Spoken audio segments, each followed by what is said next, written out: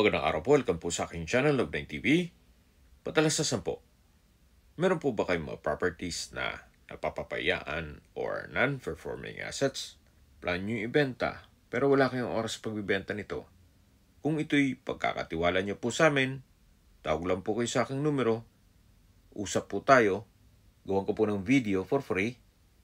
Yes, libre po, wala po kayong babayaran. Tutulungan po namin kayong mabenta ang inyong property. Kami na po bahala sa marketing, sa boosting or paid ads, even sa tripping. Hindi na po kayo mapapagod sa pag-entertain ng mga buyers. Kami na po bahala sa lahat. Tawag lang po kayo. Nandito po tayo ngayon sa Nasugbu, Batangas kung saan meron po tayong bagong video presentation, isang residential farm property na may lot area na 2,000 square meters. Ito po ay along Barangay Road at patag na patag po ang lupa. Kaya usable po lahat. Wala pong masasayang.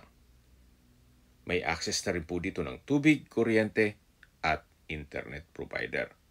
Napakatahimik po ng lugar, sariwang hangin, at sa klima naman po, banayad lang, hindi naman siya ganun kainit at hindi naman ganun kalamig. Hanggang dito po sa dulo ay patag pa rin po. Napaganda po itong property. Ito pong ganitong sukat na lupa na 2,000 square meters ay less maintenance. So maganda po ito para sa inyong retirement house o bahay bakasyonan. Pwede rin po itong gawing private farm resort para po maging income generating. Malaki din rin po ang ganitong sukat na lupa. Tungkol naman po sa dokumento nito, ito po'y titulado, kaya wala po kayong maging problema sa documentation o sa transfer ng title. Habang naglilibot po tayo at pinagmamasdan nyo po itong buong property, pag-usapan na natin ang distance, location at travel time. Mula po sa bayan ng Nasugbu, ang distance is 7.4 kilometers at ang travel time is 19 minutes. Kompleto na po doon gaya ng public market, groceries, convenience store, remittance center, banks, schools, church, hospital at iba pang government offices. Yan po yung lagi kong binabanggit sa inyo na dapat nyo i-consider sa paghanap ng property, yung meron pong malapit na hospital. Hindi ko naman po sinasabing sakitin kayo. Yan naman po for emergency purpose lang naman. At mula naman po sa mga beach resort sa Nasugbu, ang distance is 7 kilometers at ang travel time is 16 minutes. Mula naman po sa Tagaytay, Nasugbu Highway, ang distance is 5.4 kilometers at ang travel time is 9 minutes. Mula naman po sa Welcome Arc Nasugbu, kung manggagaling kayo ng Tagaytay, ang distance is 30 kilometers at ang travel time is 37 minutes. Mula naman po sa Twin Lakes, yung pasyalan sa Tagaytay, ang distance is 32 kilometers at ang travel time is 40 minutes. Mula naman po sa Tagaytay Rotonda, ang distance is 46 kilometers at ang travel time is 1 hour and 7 minutes.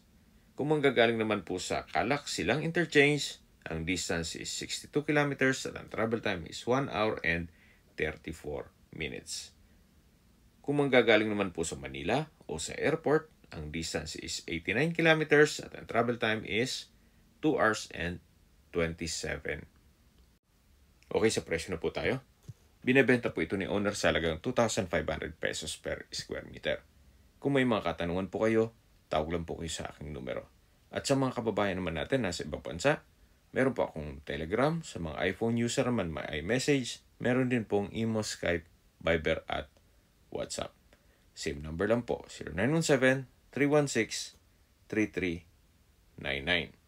Sa mga nagtatanong naman po ng aming Facebook, meron po kaming Facebook page na Love9 TV at Facebook Reels video.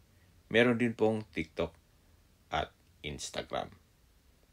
May ibang YouTube channel po kami na The Love9 TV channel at Love9 TV listings. Sana po naibigyan yung aming video presentation.